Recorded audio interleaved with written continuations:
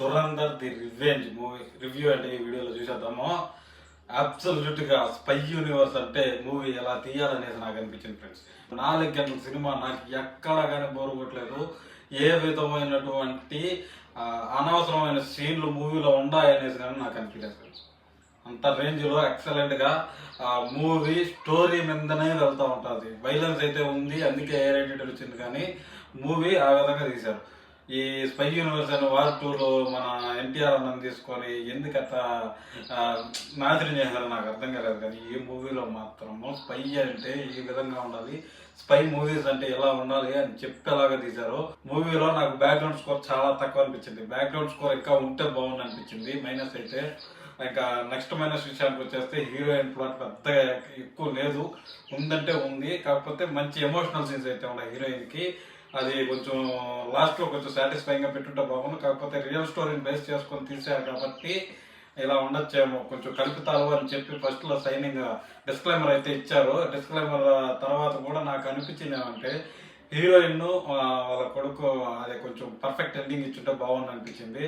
ఇంకా చెప్తే స్పాయిలర్ అయిపోతుంది. ఇంకా అసలు పీక్ యాక్టింగ్ చూడొచ్చు ఈ మూవీలో. మనమైతే అంత రేంజ్లో అయితే యాక్ట్ చేస్తాడు. 4 గంటల సినిమా నాకు ఎక్కడ 4 గంటల సేపు 3 గంటల 55 నిమిషాల సినిమా ఎక్కడ నాకు 4 గంటలు అనిపించలేదు. ఇంత బిన్నగా అయిపోయింది మూవీ అనిపించింది. అంత రేంజ్లో అయితే మూవీని అయితే తీశారు ఫ్రెండ్స్. స్పై యూనివర్స్లో మూవీ అంటే ఈ విధంగా ఉండాలి అనేలాగైతే తీశారు. ఇప్పుడు ఈ మూవీతో పోటీకి ఇంకా బాహుబలి రికార్డులు బద్దలు కొట్టింది, ఇంకా పుష్ప రికార్డులు బద్దలు కొట్టింది, ఇలాంటి విషయాలన్నీ చెప్తా ఉన్నారు. కానీ ఇవన్నీ పక్కన పెడితే అబ్సల్యూట్ మూవీ డైరెక్టర్ ఏమనుకున్నాడో అది మాత్రమే తీశాడు. డైరెక్టర్ అనుకున్నది అనుకున్నట్లు స్క్రీన్ మీద ప్రజెంట్ చేయగలిగాడు. అదే కావాల్సింది. డైరెక్టర్ ఏమనుకున్నాడో ఆ నిర్మాత కూడా అయినా కావడం వల్ల నీకు ఏమనుకున్నాడో అదే యాజ్ ఇట్ ఈజ్ గా తీసేశాడు. ఆయన మైండ్ లో ఉన్న స్టోరీని స్క్రీన్ మీద చూపించగలిగాడు. 4 గంటలు ఉంది, ఎవడు చూస్తాడో ఎవడు వస్తాడో సీన్లు కట్ చేయాల.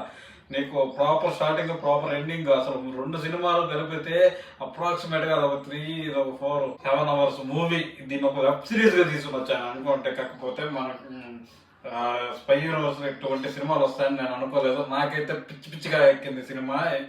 ఏ విధంగా ఎక్కే సినిమాలు, ఇలాంటి సినిమాలు ఇంకా కావాలి మనకి. ఇలాంటి సినిమాలను ఎంకరేజ్ చేయండి, ఇలాంటి సినిమాలు ఇంకా రావాలి, ఇలాంటి సినిమాలకే ఫ్యూచర్ ఉంటుంది అనేసి నా గట్టి ఫీలింగ్ ఫ్రెండ్స్. మీకు ఏమనిపించిందో కూడా కింద కామెంట్ సెక్షన్లో చెప్పండి.